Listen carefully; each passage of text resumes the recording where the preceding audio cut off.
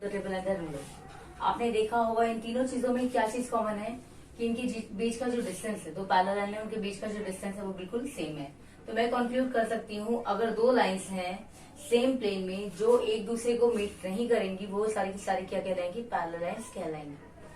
मेरे पास दो parallel line है एल और एम और उनके बीच का जो परपेंडिकुलर डिस्टेंस अगर मेरा सेम है तो वो लाइन कैसी कहलाएंगी, पैरेलल लाइंस कहलाएंगी। ये mathematical equation. A line which intersect two or more points at a distinct two lines at a distinct point is called a transversal. Look at here. यहाँ मेरे पास दो पैरेलल लाइन है, एक parallel line L है, एक parallel line M है। ये जो है एक लाइन T है जो उसे दो डिस्टिंक्ट पॉइंट पे काट रही है, तो T मेरी क्या होगी, ट्रांसवर्सल होगी। यहाँ पे L पैरेलल है M, दो लाइन पैरेलल है, इनके बीच का डिस्टेंस सेम है। पैरेलल लाइंस है, ये कितनी भी आगे तक चली जाएंगी, ये पैरेलल लाइंस इसलिए क्योंकि कितनी भी आगे तक चली जाएंगी ये कभी मीट नहीं करेंगी। दूसरी बात, इन दोनों लाइंस को एक लाइन इस तरीके से काट रही है, किस टाइप से, दो डिस्टिंक्ट पॉइंट पे काट रही है, तो यहाँ पर टी यहाँ पे क्या हो जाएगी, ट्रांसवर्सल कहलाएगी। ठीक है। सिमिलरली यहाँ देखिए, there are I said two और मोर देन टू लाइंस, तो there are three lines L M N and L parallel M parallel N. तीनों लाइंस आपस में पैरेलल हैं और एक लाइन जो है टी वो तीन डिस्टिंक्ट पॉइंट पे काट रही है, तो ये आपकी क्या हो जाएगी, टी भी यहाँ पर भी क्या हो जाएगी, ट्रांसवर्सल हो जाएगी। अब यहाँ देखिए थर्ड पॉइंट, लेकिन ये लाइंस पैरेलल ही नहीं है और यहाँ पर क्या बोल रखा है, यहाँ पे पैरेलल लाइन की बात नहीं की गई है, लेकिन इससे बात की अगर दो या दो से ज्यादा लाइंस को एक लाइन दो डिफरेंट पॉइंट पे काटे। यहाँ पर तो दो डिफरेंट पॉइंट पे काट नहीं रही क्योंकि यहाँ पर तो सिंगल पॉइंट बन रहे हैं, तो यहाँ पर इस केस में टी ट्रांसवर्सल नहीं होगा। T is not transversal, not transversal. Okay, यही पॉइंट मुझे आपका समझाना था कि यहाँ बनेगा क्योंकि ट्रांसवर्सल की डेफिनेशन ही ये है कि वो दो डिस्टिंक्ट पॉइंट पे जो कट करेगी। यहाँ तो सिंगल पॉइंट हो गया, मर्ज हो गया, तो ऐसा नहीं हो सकता, इसलिए यहाँ पर ट्रांसवर्सल टी नहीं होगी। Angle form by the transversal to parallel line, एक ट्रांसवर्सल काट रही है, PS is a transversal here, AB is a AB parallel line and CD से पैरेलल लाइन। जब ऐसी कंडीशन होती है, पैरेलल लाइंस की कंडीशन होती है, पैरेलल लाइंस को अगर एक ट्रांसवर्सल काटती है तो आपके कुछ एंगल्स फॉर्म होते हैं। सबसे पहले आते हैं आपके ऑल्टरनेट एंगल्स, फिर आपके ऑल्टरनेट एंगल्स को आप दो तरीके से बांट सकते हैं, ऑल्टरनेट इंटीरियर और ऑल्टरनेट एक्सटीरियर। ऑल्टरनेट जब आप इंटीरियर की बात करेंगे तो आप इन दोनों की बात करेंगे, angle 3, angle 5 and angle 4, angle 6।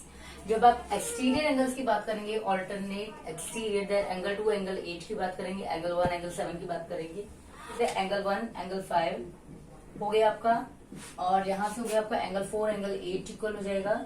Similarly यहाँ से एंगल 2, एंगल 6 इक्वल हो जाएगा, और आपका जो है यहाँ से एंगल 3 एंड एंगल 7 इक्वल हो जाएंगी।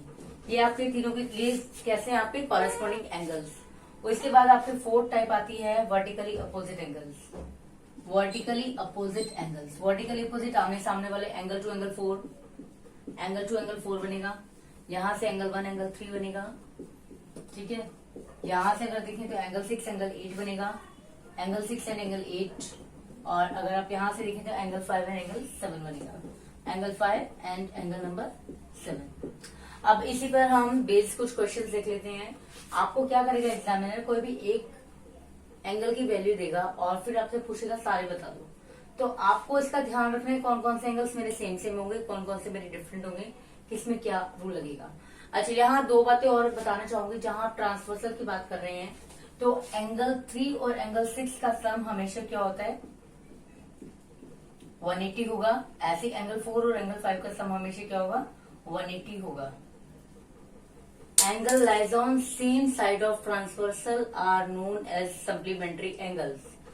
जो ट्रांसवर्सल के सेम साइड होंगे वो हमेशा ट्रांसवर्सल के सेम साइड जो भी एंगल्स बनेंगे वो हमेशा सप्लीमेंट होते हैं।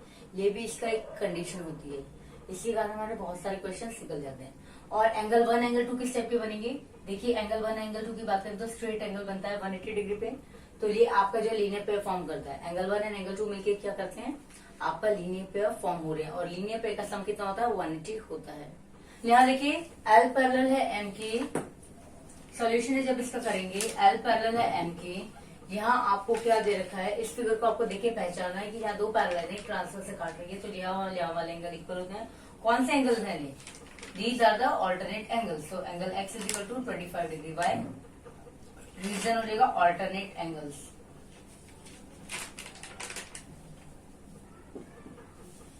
सेकेंड देखिए, L पैरेलल है M and T is a transversal, L parallel M and T is transversal, T is transversal. So क्या होगा, दो पैरेलल ट्रांसवर्सल से काटे, इधर और इधर वाले एंगल्स इक्वल होते हैं। कब होते हैं, कैसे एंगल्स होते हैं, ये ऑल्टरनेट एंगल्स। तो नाउ लुक एट टाइप 2, दो पैरेलल लाइनें एक ट्रांसवर्स से काट रही है तो बहुत सारे एंगल्स फॉर्म हो रहे हैं।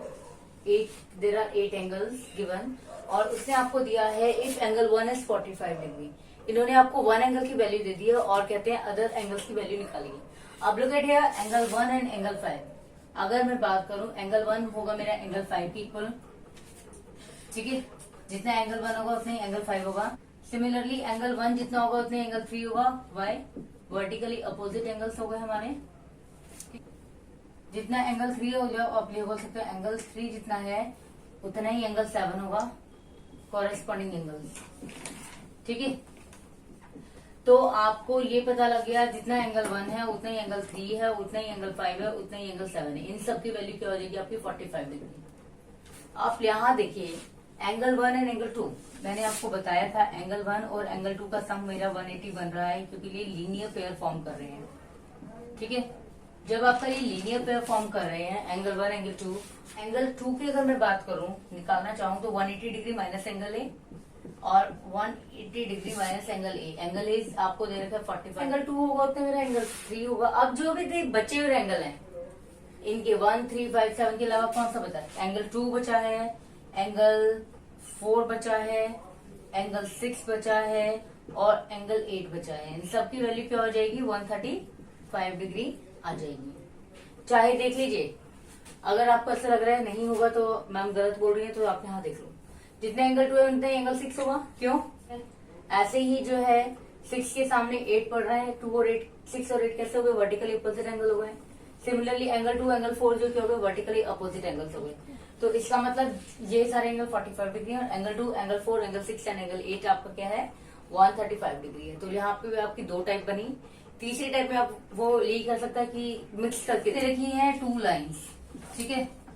अब 8 लाइन्स के बारे में मैं नहीं कह सकती पैरेलल है नहीं है, मैंने बस बोला मेरे पास 2 लाइन्स है L and M, okay. Look at here angle 110 plus A, या तो मैं ये बोलूं ये दोनों मिलके कितना बना रहे हैं आपका एंगल 180 डिग्री बना रहे हैं। क्यों, लीनियर पेयर यहाँ पे फॉर्म हो रहा है, ठीक है। अब ए की वैल्यू अगर मैं निकालूंगी तो 180 डिग्री माइनस ऑफ 110 डिग्री, ए की वैल्यू मिल जाएगी 70 डिग्री। अब मैं कहती हूँ ए मेरा 70 के इक्वल है और 70 क्या है मेरा ऊपर वाला एंगल है। 2 लाइन्स को एक लाइन इस तरीके से काट रही है कि यहाँ वाला और यहाँ वाले एंगल्स इक्वल हो गए हैं।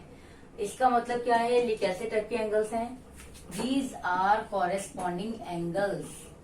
जब भी कॉरेस्पॉन्डिंग एंगल्स इक्वल हो जाएंगे लाइंस को पैरेलल होना ही पड़ेगा।